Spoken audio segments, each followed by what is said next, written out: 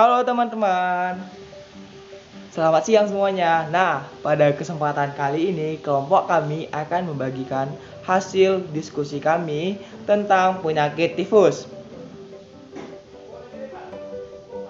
Nah, tapi sebelum itu, perkenalkan kami berasal dari SMA Satya Wacana.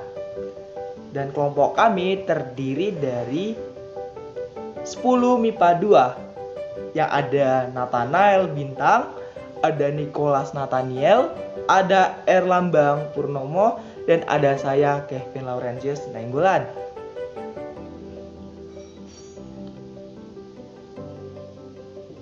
Lanjut. Nah, pada kesempatan kali ini kita akan sama-sama bahas tentang pengertian penyakit tifus. Pengertian dari penyakit tifus itu tersendiri yaitu adalah demam tifoid atau yang lebih sering kita kenal dengan tipes, yang merupakan penyakit akut yang disebabkan oleh bakteri Salmonella typhi.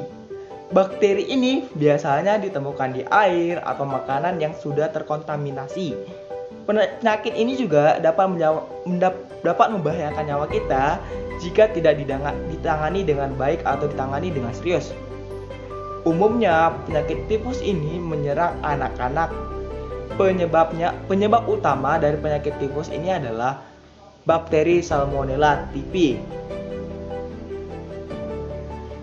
Nah, jenis bakteri ini juga berkaitan langsung dengan penyakit salmonellosis yang menyebabkan infeksi pada sistem pencernaan yang lebih buruk dibanding tifus.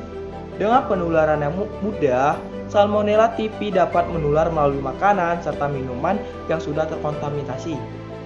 Paparan bakteri ini terjadi dikarenakan seseorang yang kurang menjaga kebersihan tangan atau mengkonsumsi makanan yang dibersihkan menggunakan air yang tercemar bakteri Salmonella typhi. Begitu juga dengan minuman. Kita dapat menghindarinya dengan mengkonsumsi minuman dengan tingkat kematangan yang sudah optimal. Nah, pada slide ini kita akan sama-sama membahas tentang beberapa jenis-jenis dari penyakit tifus itu sendiri. Yang pertama ada epidemik tifus. Umumnya, kutu membawa bakteri yang menjadikan penyebab tifus berjenis Rickettsia prowazekii. Kutu yang membawa bakteri ini juga banyak ditemukan pada tubuh manusia. Biasanya kutu pembawa bakteri jenis ini juga banyak ditemukan pada daerah-daerah yang memiliki sanitasi dan kebersihan yang buruk. Kondisi ini mendorong kutu untuk berkembang biak lebih banyak sehingga masyarakat akan lebih rentan alami tifus jenis ini. Lanjut, yang kedua ada jenis endemik tifus. Jenis ini juga dikenal dengan tifus murin. Tifus jenis ini disebabkan oleh kutu yang terinfeksi murin tifus yang menggigit manusia. Kutu dapat terinfeksi saat ia menggigit hewan yang sudah terinfeksi, seperti kucing, tikus, serta tupai. Gejala yang umum yang meliputi itu adalah batuk kering, mual, dan muntah. Yang ketiga adalah jenis Secrub tifus. Melansir dari Centers for Disease Control and Prevention, tifus jenis ini disebabkan oleh Orentia susugamusi. Bakteri ini nyatanya dibawa oleh larva yang ada pada hewan pengerat atau yang kita kenal juga dengan sebutan chiggers. Sebaiknya hindari untuk bersentuhan langsung dengan kutu yang dapat membawa berbagai jenis bakteri dan juga penyebab tifus. Kamu dan kita juga bisa menjaga kebersihan lingkungan agar terhindar dari tikus maupun rutin membersihkan hewan peliharaan seperti kucing agar tidak menjadi hewan perantara untuk penyakit tifus. Lanjut. Nah, kalau tadi kita udah bahas tentang jenis-jenisnya, sekarang kita bahas tentang penyebabnya. Penyebab yang pertamanya bisa disebabkan oleh mengkonsumsi makanan kotor, seperti makanan yang sudah jatuh atau kita kurangnya kesadaran diri untuk saat makan mencuci tangan terlebih dahulu. Yang kedua, dapat juga disebabkan oleh gigitan kutu jenis tifus murine.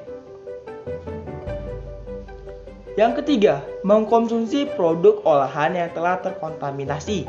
Dan yang keempat, melakukan seks oral.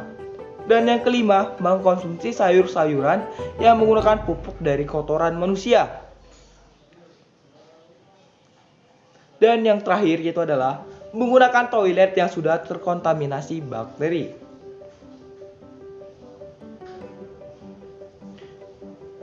Gejala tifus biasanya baru akan muncul setelah masa inkubasi bakteri usai. Masa inkubasi adalah rentang waktu dari sejak pertama kali bakteri masuk ke dalam tubuh, lewat makanan atau juga minuman sampai kemunculan gejala yang pertama. Gejala umum yang biasanya sering terjadi adalah sebagai berikut. Yang pertama, demam atau badan. Demam atau badan menjadi lemas, gangguan pencernaan dan sakit perut, hilang nafsu makan dan sering mual atau muntah. Untuk pencegahannya sendiri, kita bisa mengambil langkah awal yang bisa kita ambil untuk mencegah terserang penyakit tifus adalah melakukan vaksinasi. Di sini tujuan melakukan vaksinasi adalah untuk memperkuat imun tubuh. Di Indonesia sendiri, vaksin tifoid adalah imunisasi yang dianjurkan pemerintah. Tapi vaksin tifoid ini belum masuk kategori wajib. Vaksin tifoid diberikan kepada anak berusia di atas 2 tahun dan diulang dalam 3 tahun. Seperti vaksin-vaksin lain, vaksin tifoid juga tidak memberikan perlindungan 100%. Anak yang sudah diimunisasi tifoid tetap rentan terinfeksi. Tetapi tingkat infeksi yang dialami anak yang sudah divaksin tidak akan seberat mereka yang belum divaksin sama sekali. Oke teman-teman, tadi kita sama-sama udah bahas tentang pengertian, penyebab, gejala, dan juga jenis-jenis dari penyakit tifus. Nah, ini saja yang dari kelompok kami yang bisa kami bagikan dan bisa kami share tentang hasil diskusi. Kami mohon maaf jika teman-teman ada pertanyaan, silakan cantumkan di kolom komentar. Saya sebagai moderator akan tutup acara ini dengan sedikit pantun agar lebih meriah. Ayu Tinting sedang meeting. Thank you for everything. Thank you for watching. Dadah. Dadah.